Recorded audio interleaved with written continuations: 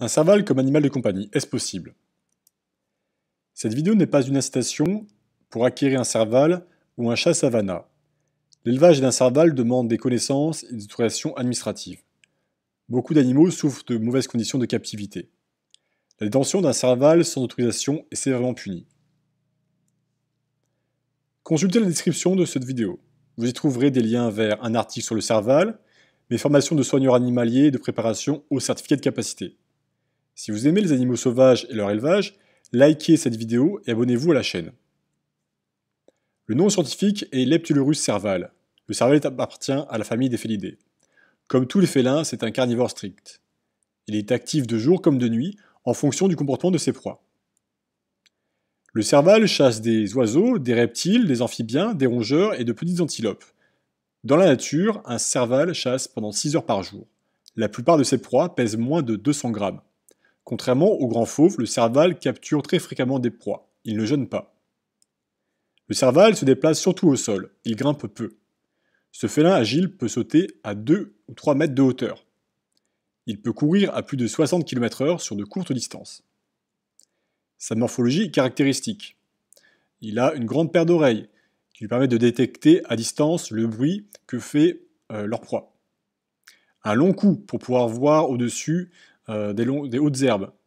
De longues pattes qui permettent la capture de petits animaux.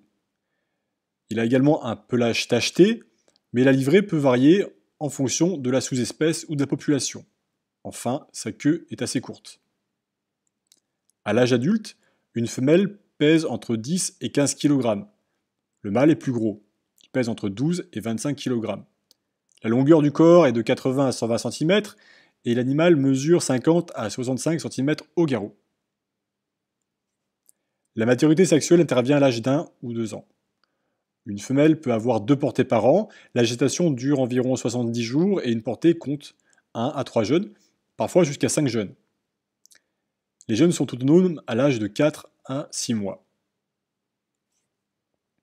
La longévité du serval à la nature est de 10 ans. En captivité, les animaux peuvent vivre entre 15 et 20 ans. Cette espérance de vie accrue dépend des conditions d'élevage et de la prophylaxie. Le serval est solitaire. Chaque animal se déplace sur un territoire de plusieurs kilomètres carrés. Le territoire d'un mâle est plus vaste et recouvre ceux de plusieurs femelles. En 24 heures, chaque individu parcourt entre 2 et 6 km. Le serval est fréquent sur une grande partie de l'Afrique subsaharienne, mais il reste à proximité des cours d'eau. Il existe une population isolée au Maroc et peut-être en Algérie. On connaît 18 sous-espèces. Le serval est classé en annexe 2 de la Convention de Washington, qu'on appelle également la CITES. Son commerce est donc contrôlé. En France, l'arrêté du 21 novembre 1997 classe le serval comme espèce dangereuse, parce qu'il s'agit d'un carnivore de plus de 6 kg à l'âge adulte. L'arrêté du 8 octobre 2018 nous indique que l'acquisition d'un serval n'est possible que si l'on a un certificat de capacité et une autorisation d'ouverture d'établissement. Ce félin a besoin d'un abri et d'un enclos extérieur d'une grande surface. Les installations sont isolées visuellement du voisinage et de toutes les sources de stress possibles. Pour garder 2 individus, il faut 2 installations séparées identiques. Afin de prévenir les évasions, le grillage est de 3 mm de section au minimum. La maille est tout au plus de 40 mm sur 40 mm.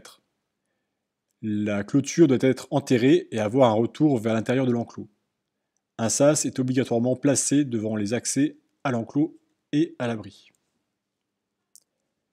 La surface d'un enclos est au minimum de 100 m², mais si on peut faire plus vaste, bien entendu, c'est mieux pour les animaux. La hauteur de l'enclos est d'un minimum de 3 mètres. Il est entièrement recouvert d'un filet ou d'un grillage pour éviter les évasions par le haut. L'aménagement doit prévoir des plateformes, des troncs, des abris et de la végétation. Le sol est couvert de sable, d'écorce ou de terre enherbée. L'enclos se compose d'une zone d'ombre et d'une zone ensoleillée. La complexité de l'aménagement et les enrichissements limitent l'ennui chez les animaux captifs. L'abri est d'une surface minimale de 10 m², accessible en permanence à l'animal. Son sol et ces murs sont lavables et facilement désinfectables. On y retrouve une plateforme, placée à 1 mètre du sol, et divers supports. Les animaux ont toujours à disposition une niche. Les femelles l'utilisent pour y mettre bas. Un abreuvoir est placé et l'eau est renouvelée tous les jours. Le chauffage garde l'air au-dessus de 10 degrés. Une lampe chauffante, non accessible aux animaux, est un élément de confort supplémentaire. La ventilation limite la concentration d'ammoniac de l'air. Un système d'éclairage permet d'apporter la clarté nécessaire aux opérations de nettoyage. Les cervales ont besoin d'un apport important en vitamine A et en taurine. Les proies entières couvrent tous ces besoins. Si l'on donne des morceaux de viande, il faut les saupoudrer d'un complément de vitamines et de minéraux. Les animaux trop nourris souffrent généralement d'obésité. La nourriture en captivité se compose d'animaux entiers donnés morts, souris, rats, cobayes, poulets. Un morceau de viande sur l'os améliore la santé buccale en réduisant le tartre qui se dépose sur les dents. Il ne faut jamais donner de viande de porc ou des animaux morts trouvés dans la nature, car il y a un risque de transmission de parasites. L'approvisionnement d'aliments congelés auprès de fournisseurs spécialisés est préférable. Les aliments carnés sont sensibles à la dégradation, d'où perte de qualité ou risque biologique. Le stockage de ces aliments se fait au congélateur à moins 18 degrés. La décongélation se fait au réfrigérateur à plus 4 degrés. Une ration est distribuée en 1 ou 2 fois par jour. Comme les déjections, les restes d'aliments sont retirés chaque jour. Les nouveaux animaux doivent passer par une période de quarantaine. La vaccination est nécessaire contre la maladie de Carré, la rhinotrachéite et le calicivirus.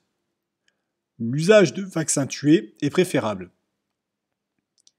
Établissez une prophylaxie avec votre vétérinaire.